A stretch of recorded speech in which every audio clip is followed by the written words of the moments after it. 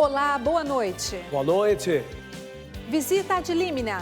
Bispos de São Paulo se encontram com o Papa no Vaticano. No Ângelo, o Santo Padre manifesta tristeza por conflitos entre Azerbaijão e Armênia.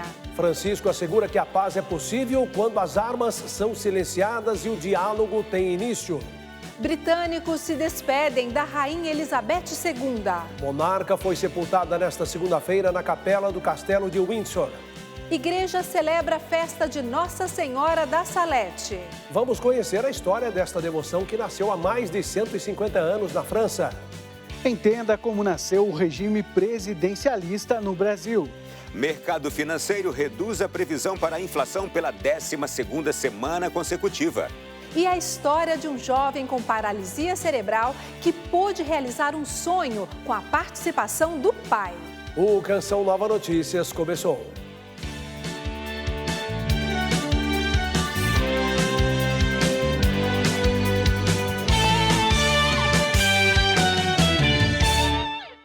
Os bispos do estado de São Paulo estão no Vaticano em visita ad limina, uma peregrinação que fazem a Roma a cada 5 anos. A programação começou com a missa presidida pelo arcebispo de Aparecida, Dom Orlando Brandes, na Basílica de São Pedro. Hoje celebramos aqui, diante do túmulo de Pedro, na Basílica de São Pedro, confirmando nossa fé e como a fé se manifesta no amor. Nós que estamos vivendo também a fraternidade e com um grande anseio de sinodalidade entre nós bispos, nós e o Papa, nós e os nossos queridos sacerdotes, nós e o povão de Deus, o povo de Deus. Os bispos brasileiros têm se revezado em grupos por regiões para a chamada visita ad limina apostolorum, que em tradução literal significa visita aos túmulos dos apóstolos. Até 1º de outubro é a vez da Regional Sul CNBB. Nesta peregrinação, os bispos rezam nos túmulos dos apóstolos Pedro e Paulo e visitam os diversos departamentos da Cúria, favorecendo a comunicação entre as dioceses e a Santa Sé. Dom João Bosco, bispo de Osasco, comenta a visita ao dicastério Leigos, Família e Vida. Questões importantes que nós levantamos aí, seja a questão dos radicalismos que existem hoje, seja a questão da necessidade de formação dos nossos leigos e até mesmo questões mais estritas a respeito da vida, a respeito da bioética, a respeito de posições da igreja que precisam ser defendidas, mesmo que a sociedade caminhe num outro sentido. A segunda-feira foi marcada por despedidas no Reino Unido. A Rainha Elizabeth II foi sepultada na capela do Castelo de Windsor, na Inglaterra. O funeral de Estado reuniu cerca de 400 líderes e monarcas do mundo inteiro. Depois de 11 dias de velório, o caixão com o corpo da monarca foi conduzido ao local do enterro. O trajeto até o Castelo de Windsor foi feito em 2 horas. Um carro fúnebre levou o caixão da rainha.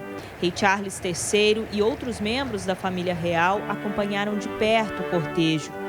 Em Windsor, a 40 quilômetros de Londres, uma multidão ocupava as proximidades da residência real para ver a chegada do caixão e dar o último adeus a Elizabeth II. Sim, é um dia muito triste, mas nós só queríamos estar aqui. Ela significa muito para todo o país. Foi muito impressionante ver tudo, um momento bastante emocionante. O funeral de Estado contou com cerca de 400 líderes e monarcas do mundo inteiro. Acompanhado da primeira-dama, o presidente Jair Bolsonaro representou o Brasil na solenidade. A cerimônia íntima na capela de St. George reuniu 800 pessoas. Na ocasião, o cetro, o globo e a coroa foram retirados de cima do caixão. O oficial mais graduado da Casa Real quebrou a varinha de ofício, o que simboliza o fim de seu serviço à soberana. Durante a execução do hino nacional britânico, o rei Charles III não escondeu a emoção. A cerimônia religiosa terminou com o caixão descendo por um elevador para a área do sepulcro. A esta etapa do funeral, somente os membros da família real tiveram acesso. A monarca ficará sepultada próxima aos corpos do pai, rei George VI, de sua mãe, Elizabeth, e as cinzas da irmã, Margaret. O caixão de seu marido, o príncipe Philip, também ficará no local. De Londres, a gente vem para o Brasil, para as realidades daqui. O levantamento realizado pelo IBGE revelou um salto no acesso à internet no país. Informações com Ronaldo da Silva em Brasília. A internet hoje é fundamental para todos nós, não é mesmo, Ronaldo? Boa noite para você. Sim, é verdade. Simplifica as tarefas do dia a dia. Boa noite para você também. Boa noite a tanta gente que nos acompanha neste começo de semana. A internet já é um item essencial para a realização de atividades do cotidiano, como fazer compras, marcar uma consulta ou emitir documentos. A pesquisa realizada pelo IBGE apontou que houve um aumento no acesso e mostrou também uma mudança no hábito dos brasileiros. A televisão se tornou o segundo aparelho mais utilizado para navegar na rede. O padre João Bernardo encontrou na internet uma forma de aumentar o público alcançado pelo trabalho de evangelização. Nas redes sociais, os conteúdos chegam a mais de 100 mil seguidores. Ele começou a gravar durante a pandemia e acabou descobrindo a internet como um importante meio para chegar aos jovens. É o que mais chega às mãos e aos olhos de muitos adolescentes, jovens e até adultos, até crianças. Tem muita criança que assiste, muitas crianças. Então acaba que isso chama a atenção. O trabalho do padre teve toda essa adesão porque o número de brasileiros com o celular em casa chegou a 96%. No ano passado, o percentual de lares urbanos com acesso à internet saltou de 88% em 2019 para 90% em 2021. Na zona rural, 74% das casas têm acesso à rede. Se você tem mais de 30 anos, com certeza já deve ter ouvido este som antes de acessar a internet. Na década de 90, só era possível acessar a rede mundial de computadores através deste aparelho, o microcomputador. Nos dias atuais, o celular e a televisão se tornaram os principais meios de acesso à rede mundial de computadores. É o que revelou um levantamento realizado pelo IBGE neste mês de setembro. De acordo com dados da PNAD Contínua, Tecnologia da Informação e Comunicação de 2021, o celular é o aparelho mais utilizado como meio de acesso à internet no Brasil. E a televisão ocupa agora o segundo lugar na lista, ultrapassando os microcomputadores. 44% do acesso é feito pelas Smart TVs, 42% por computadores e quase 10% por tablets. E uma notícia animadora. O mercado financeiro diminuiu a previsão para a inflação deste ano. É a 12ª semana consecutiva de redução. Na projeção anterior, o IPCA, Índice Nacional de Preços ao Consumidor Amplo, fecharia o ano em 6,4%.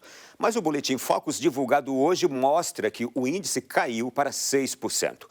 Além disso, a expectativa para o PIB subiu, saindo de 2,39% calculado na semana passada para 2,65%. E vamos mudar de assunto agora, falar sobre eleição. Hoje, o Tribunal Superior Eleitoral começou a cruzar os dados das doações recebidas por candidatos. Serão verificadas também ilegalidades entre fornecedores contratados por partidos e candidatos. A ação realizada por uma força-tarefa coordenada pelo Núcleo de Inteligência tem o objetivo de identificar indícios de falta de capacidade financeira entre os doadores das campanhas. De acordo com o tribunal, o valor doado para candidatos é limitado a 10% dos rendimentos recebidos em 2021 e precisa ser declarado à Receita Federal. No pleito de 2020, a Justiça Eleitoral identificou 221 mil transações com indícios de irregularidades, como doações de 91 mil pessoas inscritas em programas sociais do governo. A quantia ultrapassou os 77 milhões de reais. Além disso, foram identificadas doações de 53 pessoas que já haviam falecido. Segundo o TSE, quem não respeitar os limites está sujeito a pagamento de multa e ainda pode responder criminalmente.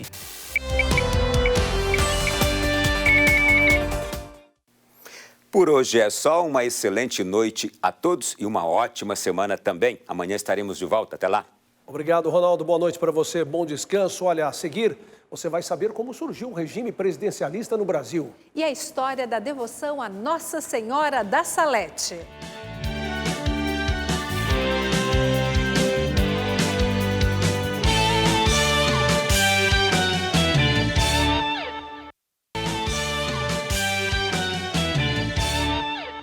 O presidente do Senado, Rodrigo Pacheco, defendeu nesta segunda-feira a aprovação de 4 projetos de lei como forma de viabilizar o pagamento do piso salarial dos enfermeiros. O tema foi debatido durante a reunião de líderes pela internet. Nós vamos agora a Brasília com a repórter Camila Castro, que está ao vivo e tem mais informações. Boa noite, Camila. Cadê você?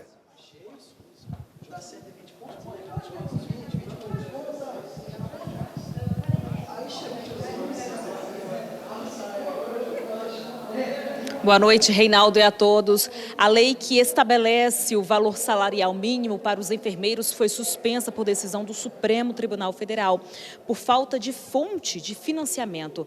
Estados, municípios e empresas alegam que não têm condições de sustentar o piso. Os valores foram estabelecidos por meio de uma lei federal aprovada em julho no Congresso Nacional e sancionada em agosto pelo presidente Bolsonaro. De acordo com líderes, durante o encontro de hoje com o presidente do Senado, foram discutidas medidas que poderiam ser utilizadas para financiar o piso dos enfermeiros. Entre elas, a que reedita o programa de repatriação de recursos. Além disso, Rodrigo Pacheco levou aos líderes partidários uma lista com mais 3 sugestões para financiar esse piso salarial. Pacheco ainda deve conversar com o ministro da Economia e com o presidente do STF. Aliás, os dias têm sido muito intensos para Rodrigo Pacheco, que assumiu a presidência da República no sábado e fica no cargo até amanhã. O presidente do Senado é o 3º na linha sucessória e assumiu por causa de viagens internacionais do presidente Jair Bolsonaro, do vice Hamilton Mourão e do presidente da Câmara, Arthur Lira. Bolsonaro já deixou o Reino Unido e amanhã faz discursos de abertura na Assembleia da ONU nos Estados Unidos. Eu volto com vocês aí no estúdio. Uma excelente noite. Boa noite para você, Camila. Muito obrigado, hein? Boa noite e bom descanso. Adriana. Faltam menos de 2 semanas para as eleições. Vamos chamar Rodrigo Luiz em São Paulo e entender um pouco mais o que são os 3 poderes e como eles funcionam. Boa noite, Rodrigo. Boa noite a você e a tantos amigos que nos acompanham agora. Há mais de 130 anos, o Brasil adotou o presidencialismo como forma de governo. Esse sistema configurou a separação dos poderes executivo, legislativo e judiciário, que atuam de modo independente e em harmonia, conforme prevê a Constituição. Veja na reportagem. No Brasil, o presidencialismo nasceu com a proclamação da República em 1889 e foi ratificado na primeira Constituição Federal de 1891. O regime foi mantido na Constituição de 1988 e confirmado em plebiscito 5 anos depois. O sistema configurou a separação dos 3 poderes, executivo, legislativo e judiciário. Diz respeito ao poder executivo, ele tem a tarefa de executar serviços e obras, do modo geral. Do poder legislativo, editar normas. E do poder judiciário, julgar os diversos casos que se aparecem provocados a eles. A Constituição Federal de 1988, em seu artigo 2º, estabelece que os poderes são independentes e harmônicos entre si. A finalidade desta separação é evitar que um exerça poder abusivo sobre o outro e que os 3 atuem de forma conjunta dentro dos limites da Constituição. A cada 4 anos, presidente e parlamentares são eleitos pelo povo. O guardião da Constituição Federal é o Supremo Tribunal Federal e os ministros são indicados pelo presidente. É muito importante por quê? Porque isso retira o controle absoluto de cada poder, onde cada poder fica verificado, fica vigiado em relação ao outro. Isso é fundamental na administração republicana. Mudando agora de assunto, aqui em São Paulo, o Santuário de Nossa Senhora da Salete está em festa. São 176 anos da aparição de Nossa Senhora na montanha de La Salette, nos Alpes franceses. Conheça um pouco da história dessa devoção mariana. Em 1846, 2 crianças se conheceram em um trabalho e combinaram de ir ao monte chamado La Salette, nos Alpes da França. Assim aconteceu, e ao chegar ao monte, avistaram uma bola de luz e uma senhora que aparecia chorando. Ao se aproximarem, a senhora trouxe uma mensagem. Naquele momento, a bela senhora se levanta e, ficando de pé, se aproxima ainda mais daquelas crianças. E ali, ela transmite a sua mensagem, pedindo reconciliação, pedindo mudança de vida. Aquela experiência deu origem ao título de Nossa Senhora da Salete. A devoção se espalhou pelo mundo e chegou ao Brasil com milhares de pessoas, como Rubens, que é leigo saletino e trabalha há 20 anos neste santuário. O ano passado eu tive um princípio de infarto e foi um momento muito difícil por causa da pandemia. E eu só rezava e agradecia a Nossa Senhora para que ela pudesse me dar o dom da vida e eu poder retribuir tudo aquilo que ela faz na minha vida. E neste ano, além da festa de Nossa Senhora da Salete, a comunidade tem mais um motivo para comemorar. É que no último dia 10 de setembro, esta paróquia foi reconhecida oficialmente como Santuário de Nossa Senhora da Salete. Muito bom, muito gratificante mesmo. Deus é maravilhoso e Nossa Senhora da Salete sempre cobre todos nós com o seu divino manto. Há 3 anos atrás, nós celebramos com muita alegria os 80 anos desta paróquia. O ano passado, 175 anos da aparição de Nossa Senhora. E agora, este ano, 120 anos da chegada do primeiro saletino ao Brasil e um motivo de alegria para todos nós, missionários saletinos e também para os devotos. E com essa mensagem de fé, a gente encerra a nossa participação daqui de São Paulo. São essas nossas informações. Uma ótima semana para todos vocês. Boa noite. Boa noite, Rodrigo. Obrigado. Até amanhã. Olha, a seguir o avanço dos casos de chikungunya. Em Minas Gerais, o projeto que acolhe mulheres grávidas em situação de rua.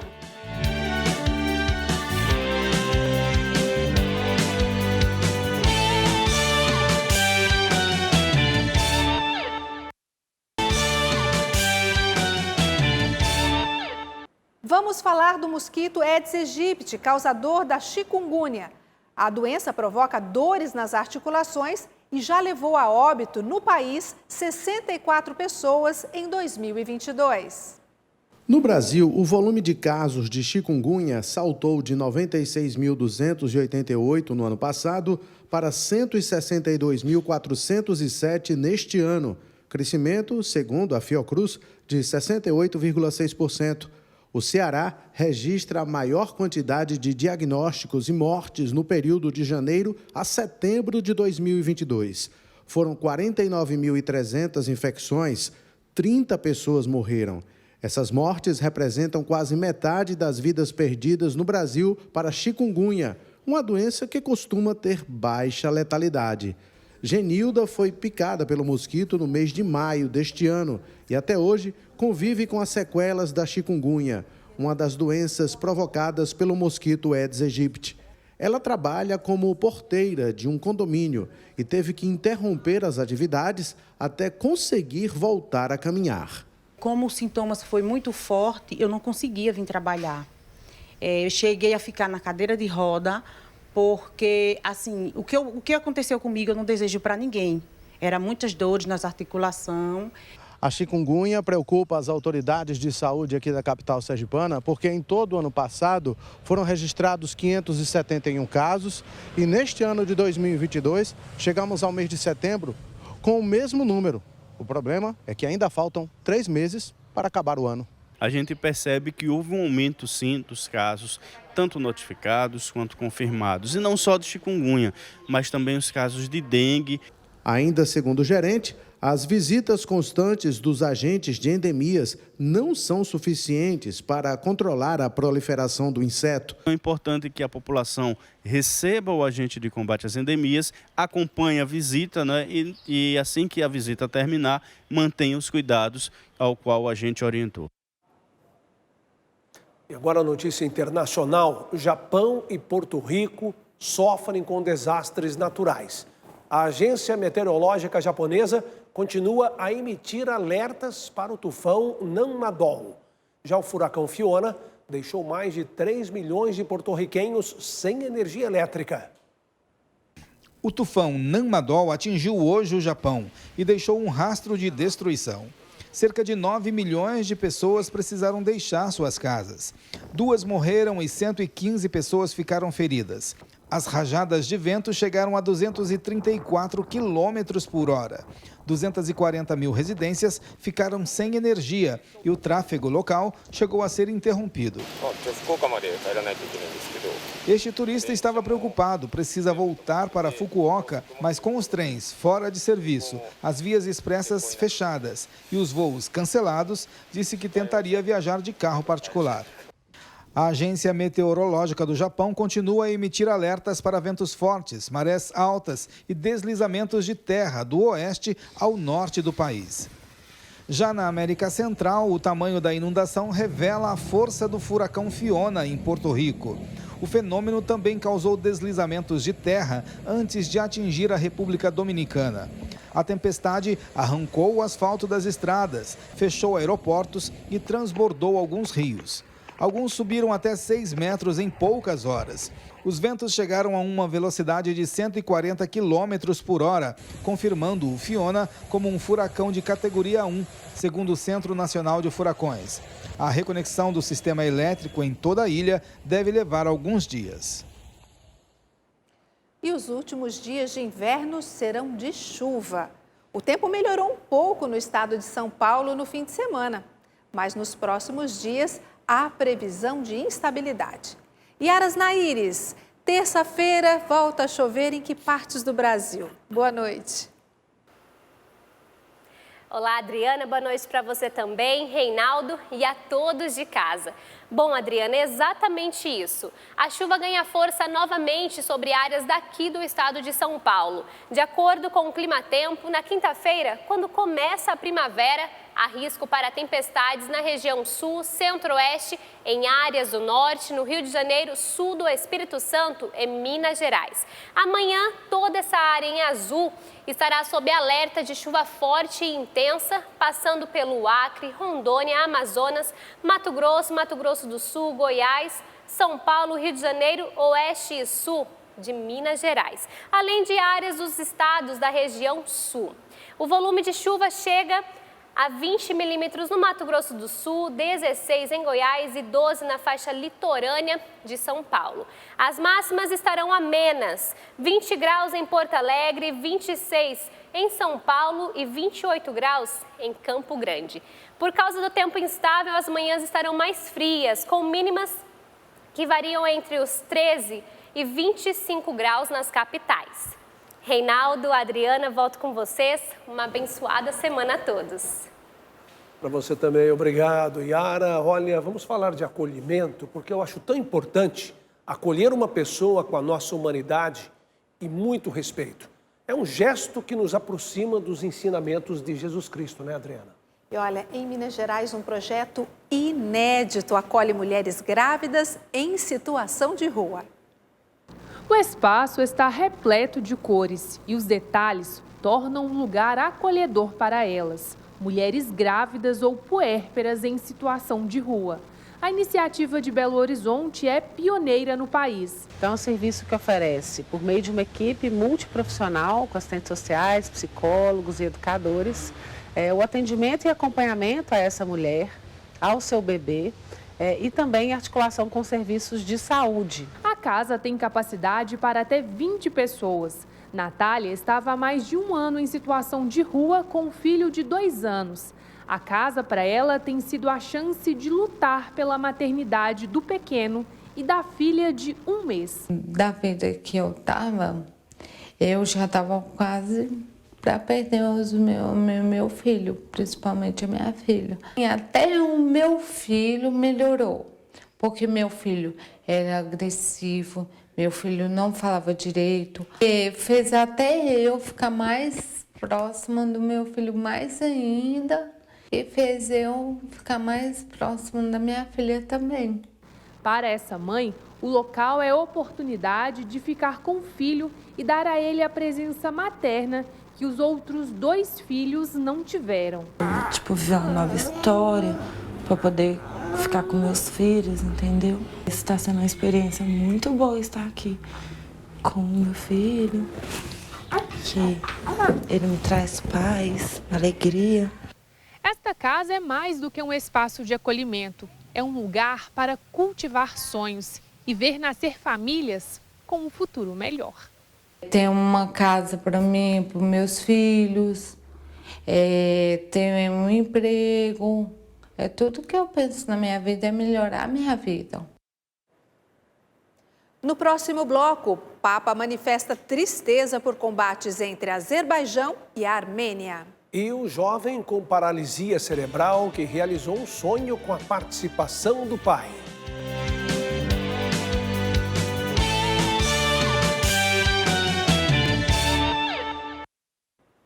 O Papa Francisco expressou tristeza pelos combates entre o Azerbaijão e a Armênia. O pontífice também rezou pelo povo ucraniano e pelas vítimas das enchentes na região italiana das Marcas. O Papa pediu orações pelo povo ucraniano e pela paz no mundo. A terra, segundo o pontífice, está ensanguentada pela guerra. Exorto as partes a respeitarem o cessar-fogo. Não esqueçamos, a paz é possível quando as armas são silenciadas e o diálogo tem início, destacou Francisco. O pontífice também rezou pelo ocorrido em Marcas, no leste da Itália. A enchente no local provocou a morte de 11 pessoas e causou vários prejuízos à região. Prego per i defunti e per i loro familiari, per i feriti. Rezo pelos mortos e suas famílias, pelos feridos e por aqueles que sofreram danos graves. Que o Senhor dê força a essas comunidades. No Ângelus deste domingo, Francisco refletiu a passagem do Evangelho de Lucas, em que Jesus conta a história de corrupção. Um administrador desonesto rouba e depois age com astúcia para sair dessa situação. Em que consiste essa esperteza e o que Jesus quer nos dizer? Questionou o Papa. Nós poderíamos ser sagazes, segundo o Evangelho, estar atentos para discernir a realidade, criativos para buscar boas soluções para nós mesmos e para os outros. O Santo Padre ainda comparou a reflexão bíblica aos dias de hoje. Afirmou que existem condutas desonestas, políticas injustas, egoísmos e outras situações obscuras. E, nesse sentido, os cristãos têm um dever. Somos chamados a ser criativos em fazer o bem com a prudência e a astúcia do Evangelho, lembrou Francisco. Ao final, uma prece à Virgem Maria. Preghiamo Maria Santissima che ci aiuti ad essere come. Oremos a Maria Santíssima para que nos ajude a ser como ela, pobres em espírito e ricos em caridade mútua. Poveri in spirito e ricchi in carità vicendevole. Com o apoio de sócios e benfeitores, a Canção Nova promove a evangelização pelo Brasil e o mundo. São pessoas de diferentes credos e culturas que recebem a mensagem da igreja por esse sistema de comunicação. Faltam 9 dias úteis para terminar o mês. Estamos com 50% na campanha do mês de setembro. Conheça e acesse clube.cançãonova.com e faça a sua doação. Contamos com você para chegar aos 100%. Obrigada por seu comprometimento e fidelidade. O que vale a pena dedicar nosso tempo e nossos recursos? Na intenção de responder a essa pergunta, alguns estudiosos têm usado a palavra essencialismo. Veja no comentário do professor Marcelo de Elias. O essencial é um juízo particular, cada um sabe o que é essencial para si. Não é algo que seja possível padronizar. Mas eu percebi que muitas pessoas investem tempo, atenção, energia e recursos em coisas que não valem muito a pena. Quando falamos sobre essencialismo, é mais fácil pensar em coisas materiais e recursos financeiros. Por exemplo, uma pessoa que é acumuladora, que gosta de guardar coisas que não usa, roupas que não servem, equipamentos que não funcionam mais. Isso é um apego exagerado em recursos que poderiam ser mais úteis para outras pessoas. Se você abrir mão dela, sua casa vai ficar mais leve se você olhar esse olhar mais essencial para aquilo que vale a pena. Só que nem tudo são coisas materiais, né?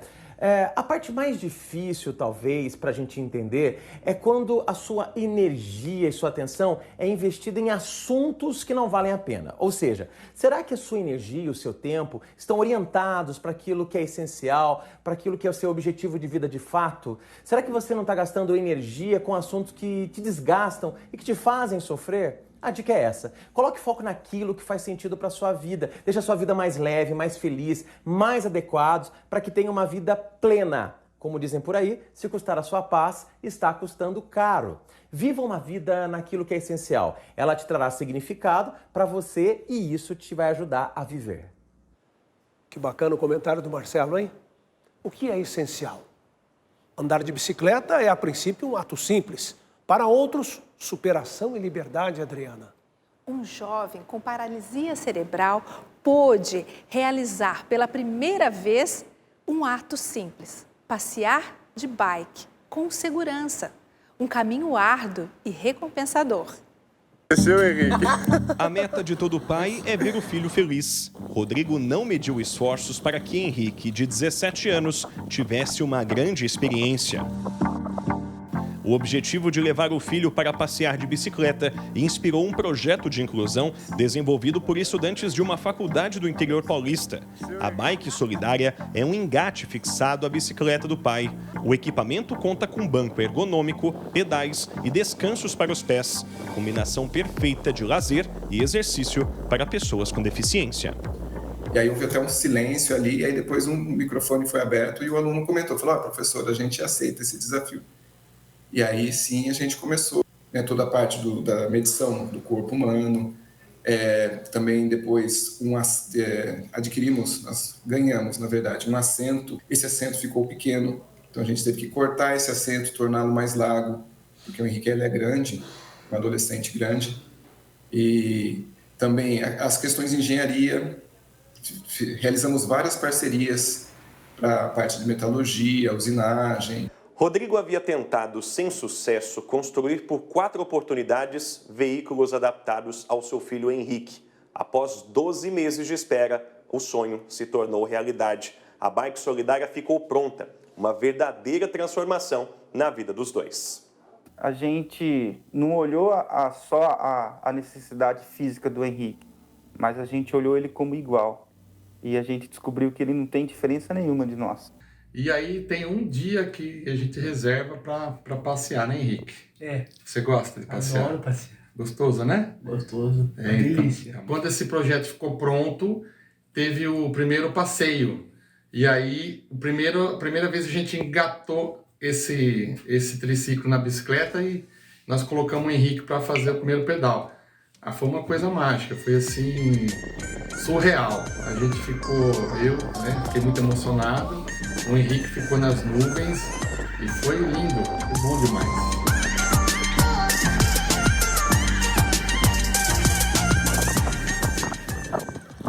Adriana, o que é essencial?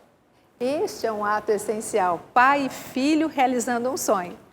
Olha, o Canção Nova Notícias fica por aqui. Assista a seguir a transmissão da Santa Missa, direto de São Paulo, da Igreja Nossa Senhora do Líbano. Logo depois, às 9 horas, tem Buscai as Coisas do Alto com o Padre Léo. E às 10, Revolução Jesus. Uma ótima noite para você. Boa noite, paz para você.